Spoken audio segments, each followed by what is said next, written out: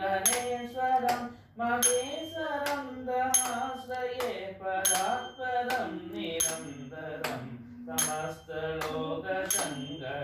निरस्तदैत्यकुञ्जरं तरेतरोदरं वरं वरेपवक्त्रमक्षरं कृपाकरं क्षमाकरं मुदाकरं जयस्करं मनस्करं नमस्कृता नमस्करोमि भास्वरम् अलिञ्जनादिमार्जनं सिरन्दनोद्दिभाजनं पुरारिपूर्वनन्दनं